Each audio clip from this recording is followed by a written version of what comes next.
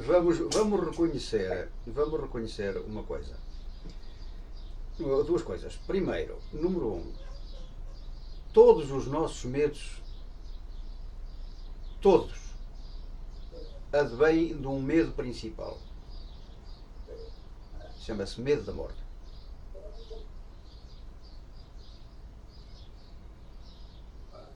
O medo que dá origem aos medos todos chama-se medo da morte. Pode-se expressar de diversas formas, através do medo do desconhecido, do medo do castigo, do medo não sei. Mas o medo central é o medo da morte. Portanto, para nós perdermos os nossos medos, o que é importante que nós façamos? Que percamos o medo da morte. Para nós perdermos o medo da morte, o que é que podemos fazer? É estar consciente do que é estar vivo e do que é estar morto. Como é que nós podemos tomar essa consciência? Analisando as experiências de milhares e milhões de pessoas que já as deixaram descritas e fazendo nós as nossas próprias experiências.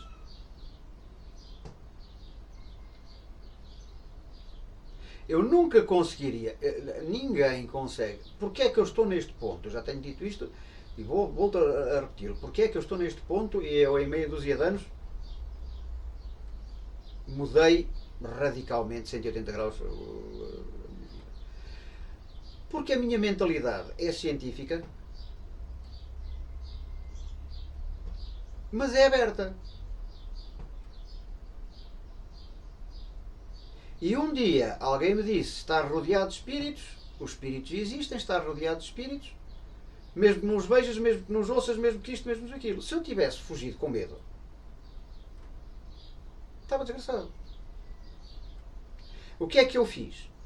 Disse assim: olha, engraçado, eu não acredito que isso seja verdade, mas não tenho provas nem de um nem do outro, portanto vamos tirar provas. Olhem, amiguinhos, eu não acredito que vocês estejam aí, mas se estiverem, então mostrem-se, digam, façam alguma coisa que eu quero saber.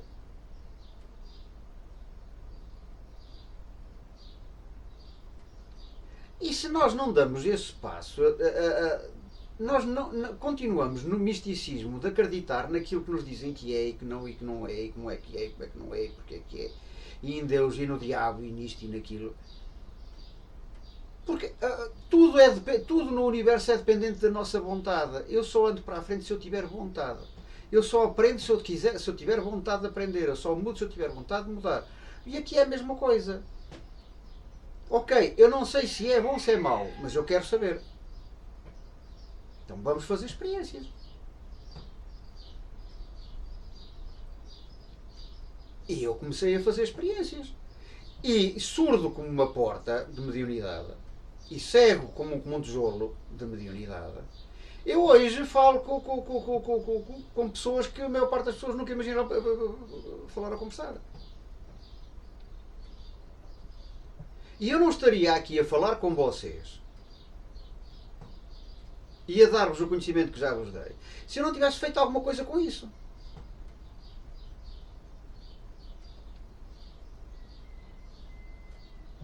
É normal ter medo do desconhecido. É. Agora, começa por ter medo da morte. E ter medo da morte é estúpido quando eu reconheço que morte não existe. Aliás, você começou por dizer que eram as almas. Então, se são as almas, não morreram. Então, se não morreram, se não morreram, quero saber como é que é. Até para eu poder saber. Até para eu poder saber com que é que me vou ver quando chegar ao outro lado. Se eu soubesse, se nós soubéssemos que em determinada altura temos um destino e que não podemos fugir dele, acho que a coisa mais lógica é eu informar-me sobre esse destino. Mas a gente foge das informações acerca da morte como quem foge do diabo. Quando a morte é a única coisa certa que nós temos. Então, ok, eu sei, se há morte, eu quero saber como é que é depois. Se eu chegar à conclusão que não é nada, então olha, posso fazer o que quiser agora. Se eu chegar à conclusão que há alguma coisa, então quero saber como é que é. Quero me preparar.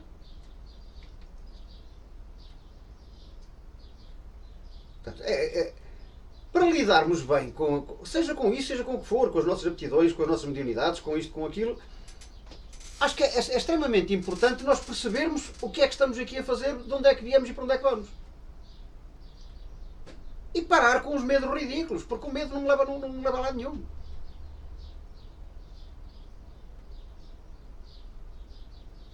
Ok, tenho mediunidade. E agora, o que é que eu faço? Tenho que a usar? Sim? Não? Posso usar aonde? Como? Posso desligá-la? Posso ligá-la? Posso...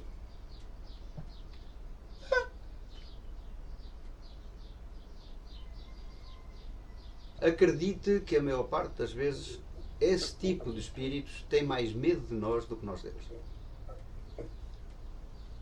Ok? E a maior parte das vezes fazem sem intenção. Agora, isso é permitido. Isso é permitido. A razão pela qual você, durante um tempo, teve essa experiência e depois deixou de ter, é por uma razão muito simples. Porque há uma pessoa que controla tudo o que lhe acontece. Chama-se mentor. E em determinadas alturas ele permite determinadas coisas. E ele permite porque vê uma utilidade nisso. Ok?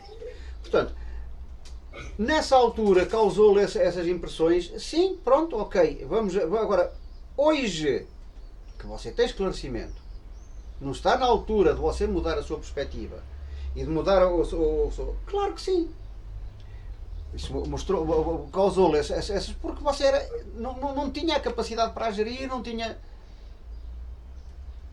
Não é normal qualquer coisa que lhe aconteça, seja por esses meios, seja por outros, serve para lhe chamar a atenção.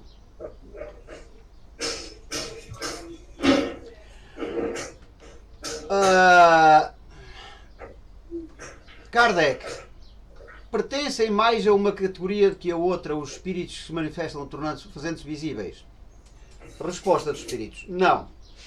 Podem pertencer a todas as classes, assim às mais elevadas como às mais inferiores.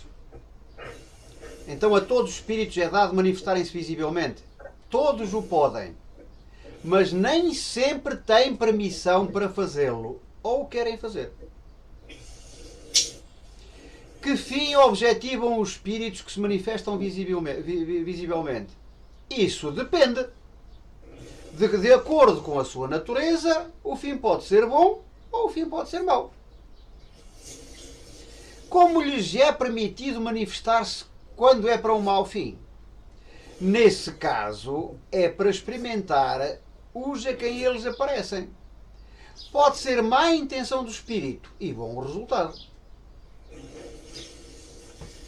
Qual pode ser o fim que tem em vista ao espírito que se torna visível com má intenção? Amedrontar e muitas vezes vingar-se. Que visam os que vêm com boa intenção? Consolar as pessoas que deles guardam saudades, provar-lhes que existem e estão perto delas, dar conselhos e algumas vezes pedir para si mesmo assistência. Que inconveniente haveria em ser permanente e geral entre os homens a possibilidade de verem os espíritos? Não seria este um meio de tirar a dúvida aos mais incrédulos? Resposta. Estando o homem constantemente cercado de espíritos, o vê-los a todos os instantes o perturbaria. Embaraçar-lhe-ia os atos e tirar-lhe-ia a iniciativa na maioria dos casos. Ao passo que, julgando-se só, ele age mais livremente. Quanto aos incrédulos, de muitos meios dispõem para se convencerem. Se desses meios quiserem aproveitar-se e não estiverem cegos pelo orgulho. Uma vez que há inconveniente em vermos os espíritos, porque em certos casos isso é permitido, para dar ao homem uma prova de que nem tudo morre com o corpo, que a alma conserva a sua individualidade após a morte. A visão passageira basta para essa prova e para atestar a presença de amigos ao vosso lado e não oferece os inconvenientes da visão constante. Será racional assustar-nos com a aparição de um espírito? Quem refletir deverá compreender que um espírito, qualquer que seja, é menos perigoso que um vivo. Demais, podendo os espíritos, como podem, ir a toda a parte, não se faz preciso que uma pessoa os veja para saber que alguns deles estejam ao seu lado. O espírito que queira causar dano pode fazê-lo, e até com mais segurança, sem se dar a ver. Ele não é perigoso pelo facto de ser espírito, mas sim pela influência que pode exercer sobre o homem, desviando-o do bem e impedindo para o mal.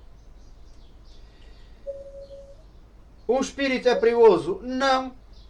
É menos perigoso que um vivo. Pode fazer mal? Pode.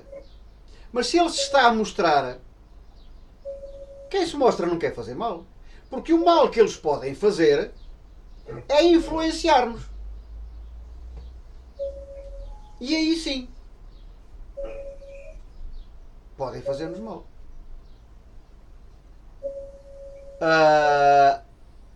Nota, as pessoas que, quando se acham na solidão ou na obscuridade, se enchem de medo, raramente se apercebem da causa dos seus pavores. Não seriam capazes de dizer de que é que têm medo. Muito mais deveriam temer o encontro com homens do que com espíritos. Porque quando o malfeitor é bem mais perigoso quando vivo do que depois de morto. Uma senhora do nosso conhecimento teve uma noite em seu quarto uma aparição tão bem caracterizada que ela julgou estar na presença de uma pessoa. E a sua primeira sensação foi terror.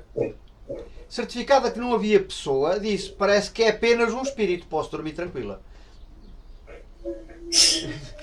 Mas é mesmo, eu neste momento estou nesse ponto, quer dizer, ok, sou um espírito, já está. Porque uma pessoa dentro da minha casa pode ser perigosa. Agora um espírito não, um espírito só me influencia se eu quiser. Por que razão certas visões ocorrem com mais frequência quando se está doente? Elas ocorrem do mesmo modo quando estás de perfeita saúde. Simplesmente, no estado de doença, os laços materiais se afrouxam. A fraqueza do corpo permite maior liberdade ao espírito, que então se põe mais facilmente em comunicação com outros espíritos. Isto aplica-se à doença, aplica-se à infância, aplica-se à velhice. Há momentos, há alturas da nossa vida em que nós estamos mais para o lado espiritual do que para o lado físico. E nessa altura estamos mais sujeitos, somos mais médiums. E podíamos ir por aí abaixo. Não há que ter medo dos espíritos, não há que ter medo da morte. Aquilo que os espíritos... não há, eles são pessoas como nós.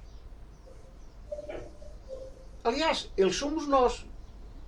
Só que nós temos um fato vestido. Antes de o vestirmos éramos espíritos, depois de o tirarmos somos espíritos na mesma. E enquanto andamos com eles vestidos, somos espíritos com fato vestido.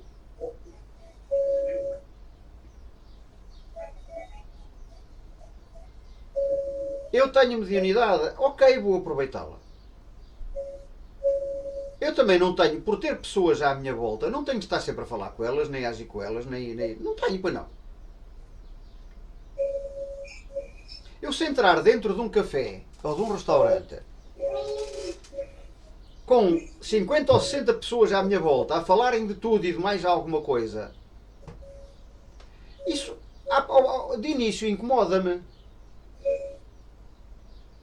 Mas se eu depois, passado um bocado, começo a falar com a pessoa que está à minha frente e começo a desfocar do ruído, e passado um bocado, eu nem me lembro que tenho gente à minha volta. Agora, se eu precisar de pedir ei, olha, quero mais uma água, se faz favor. Eu chamo o criado. Não tenho que estar ciente que o criado está sempre lá, ou sempre com atenção ao criado. Não, pois não. E aqui é a mesma coisa, são pessoas. Eu faço a minha vida, se precisar de falar com eles, falo. Se eles precisarem de falar comigo, falam se eu quiser. E eu falo com eles se eles quiserem.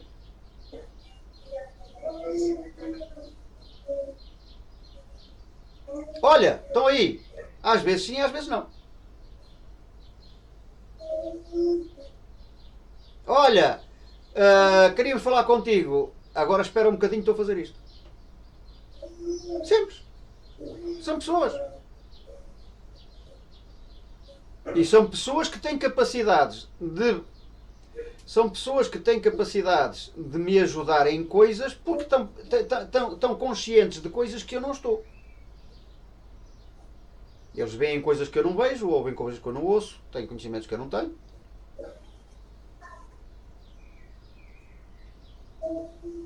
Portanto, uma opinião é sempre bem-vinda. Sendo que, tal como nos encarnados, a palavra de um espírito para mim é uma opinião. E vale o que vale a opinião que ele deu. Porque se eu começar a assumir que a palavra do espírito é melhor que a minha, ou isto ou aquilo, eu faço uma coisa que nos mata, que é tornar-me dependente. E quando eu me torno dependente, eu passo a ser controlado. É aquilo que a gente chama fascinação, obsessão, etc., que é muito comum nos médios. Os espíritos ajudam muito, muito. Não quero imaginar, já soube o que era andar sem eles e agora sei o que é andar com eles. Então eles ajudam-me imenso. Mas continuam a ser opiniões. É muito raro alguém ter mais que uma capacidade, como eu já disse há bocado, ter mais que uma capacidade de modernidade. No máximo duas. Duas, três. Há pessoas que ouvem, são sensitivas. Se considerarmos a sensibilidade, quase toda a gente tem duas ou três. São sensitivas, têm visão, têm audição. Mas é muito raro. Há pessoas que fazem mais do que o que é. Isso é outra coisa. Eu vejo, eu posso, eu sei, eu é que sei, eu sei, não sei que, não sei quantos. Mas cada vez mais estou convencido que isso não é tanto assim. Seja pela minha experiência pessoal, seja por as informações que recebo. Porque se para alguns ser médium é um estigma, para outros é um orgulho. Então, a gente é sempre um bocadinho mais do que é. Eu vejo, eu ouço, eu faço isto ou aquilo, não sei o que, não sei quantos. É muito raro, é mais raro, muito mais raro. Portanto, numa mesma sala, raramente se encontra um médium que veja, que ouça isto e aquilo. É possível que um esteja a ver e que outro esteja a ouvir e outro esteja a sentir, sim. E frequentemente nem sequer sentem as mesmas coisas. Até porque eu, quando sinto outro espírito, há uma relação. Vamos falar de magnetismo e de uma coisa que nós já falámos várias vezes e que é bom que a gente não perca a noção. E que se chama relação magnética e tato magnético. Eu, quando vou fazer tato magnético a uma pessoa, normalmente não, eu tenho que entrar em relação com essa pessoa. O que é a relação? É a sintonia. O meu fluido tem que se tornar compatível com o fluido dela. A minha frequência vibratória tem que estar próxima da frequência vibratória dela.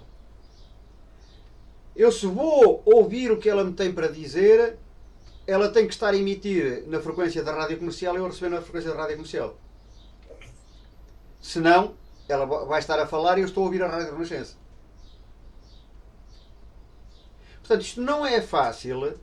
E normalmente, quando há uma aparição, quando há uma situação dessas, há um médium que está em sintonia com aquele espírito. um, no máximo dois. Poderá haver um outro que está em sintonia com o outro e que está no mesmo recinto e a perceber as mesmas coisas, mas de forma diferente. Quando há essa necessidade de se fazer presente para várias pessoas, normalmente não é um fenómeno de mediunidade. É um fenómeno, como nós já falámos, de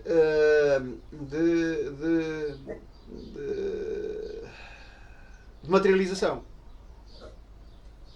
Então, esse espírito usa o fluido de alguém na assistência para se materializar e faz-se ver por toda a gente. Isso é muito raro isso acontecer, é muito difícil. Estarem dois médiums a assistir rigorosamente à mesma coisa. Podem estar a assistir à mesma coisa, mas têm perspectivas diferentes. E já agora, uma coisa que eu queria ali para a Maria, que eu queria dizer é: mediunidade de cura não existe. Foi o próprio Kardec quem o disse, foram os espíritos quem o disseram.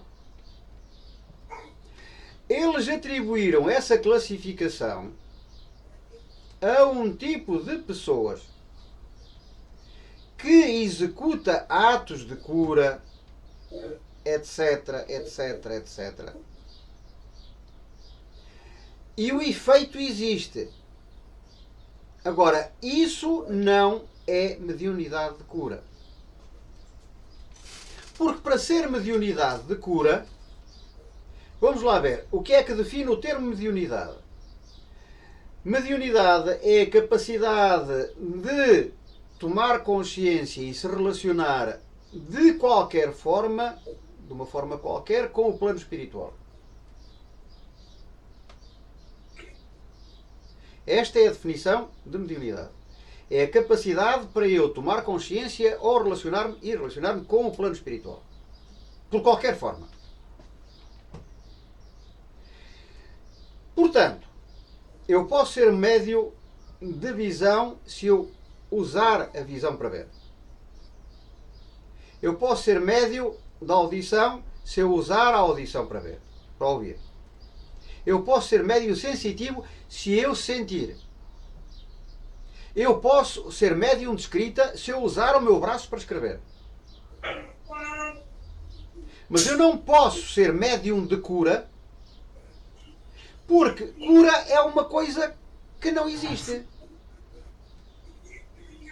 Portanto, cura não é uma coisa que se passa no plano espiritual, que se passa aqui, que se passa seja onde for. Cura é uma consequência. Cura é uma consequência. Portanto, eu não estou... Se eu estou a usar o plano espiritual para curar, não sou eu que estou a curar.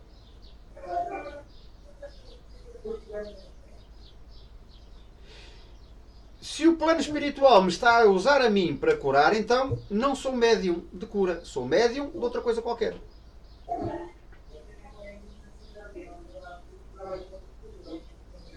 Médiuns de cura, como nós o entendemos, não existem. Apesar dessa categoria estar criada, explicada, etc, etc, etc, porque a ação dá-se. Há pessoas que fazem curas. A isso chama-se magnetismo.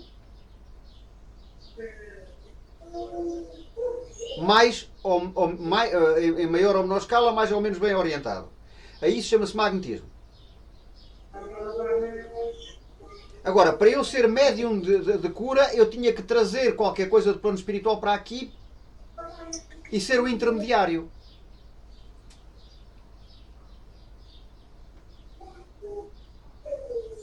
Se eu tiver um espírito a orientar-me para eu curar,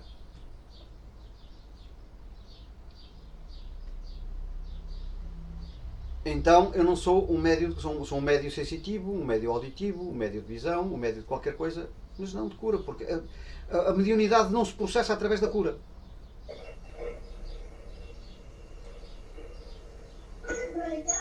Cura é a ação que eu realizo. Normalmente eu estou a curar a pessoa porque o magnetismo é meu. Agora, posso estar, é sim, a sofrer a influência de alguém para me orientar na cura.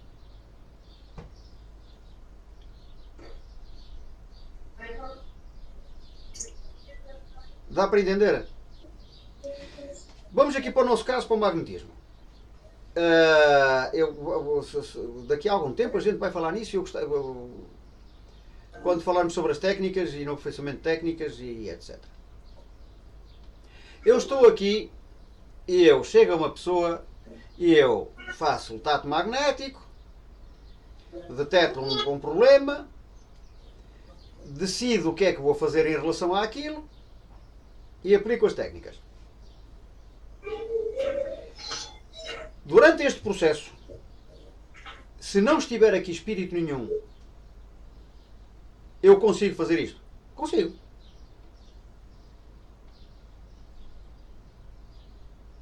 Eu sou um espírito, relaciono-me com a pessoa, deteto aquilo através do meu tato, tomo as decisões e faço as minhas técnicas. Terei sido o mais eficiente que podia ser? Talvez não. Se eu tiver, como tenho, sempre, ou quase sempre, ou alguém comigo, então ele está a ver coisas que eu não vejo. Ele sabe informações que eu não tenho. E vai-me orientar no meu tato. E vai-me fazer sentir percepções que eu provavelmente não sentiria se ele não estivesse lá. E quando eu decido o que é que eu vou fazer, se eu estivesse sozinho, provavelmente eu dizia assim: opa, olha, vou fazer aqui um concentrado. Mas se eu tiver alguém aqui a acompanhar, ele é capaz de dizer assim: olha, em vez de faz um concentrado, mas depois dispersa em cima, ou em vez de um concentrado arrasta para aqui, porque ele está a ver melhor. Que processo é este? Isto é um processo, isto é mediúnico. Isto é mediunidade. Agora, quem é que está a curar? É o espírito ou sou eu? Sou eu. Não é o espírito que está a curar, sou eu. Por outro lado, vamos para aquela parte em que as pessoas dizem que são os espíritos que fazem tudo. Nem uma coisa é verdadeira, nem a outra é verdadeira. Nem eu faço tudo, nem os espíritos fazem tudo. Mas pronto, vamos para as pessoas que dizem que os espíritos fazem tudo. Ok, então se os espíritos fazem tudo, eu não sou médium. Certo? Se são eles que estão a curar, eu não estou aqui a fazer nada.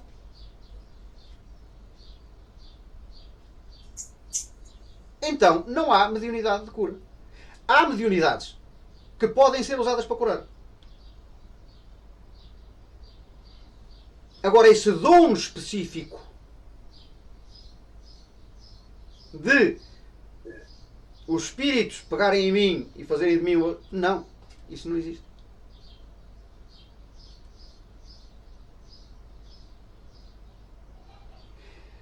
Ou eu sou um excelente magnetizador que está a ser usado por bons espíritos, com a orientação de bons espíritos para fazer curas maravilhosas.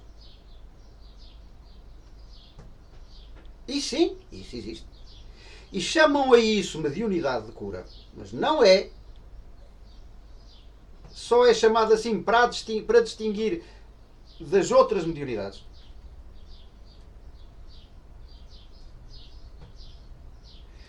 Ou então, eu simplesmente estou aqui a fazer figura de palhaço porque quem está a fazer é o espírito.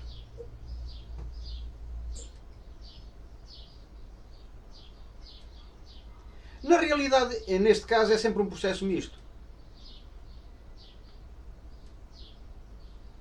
É sempre um processo misto. Eles dão uma parte, eu dou outra parte. Eles têm dificuldade em lidar com a parte mais material. Eu tenho dificuldade em lidar com a parte mais espiritual. Portanto, se estivermos aqui os dois, é sempre muito mais eficiente. Mas mediunidade de cura, como a gente a imagina, não existe. Portanto, médiuns de cura também não existem. E existem médiuns audientes que conseguem ouvir as instruções e executam-as. Existem médiuns de efeitos físicos, médicos de incorporação, ou médiuns de incorporação, que deixam o espírito incorporar e agir com o corpo deles. Existem médicos médiuns, sim, existem, mas não são médiuns de cura.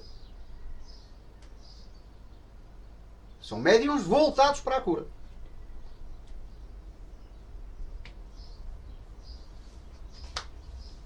E então, ainda tem medo dos espíritos?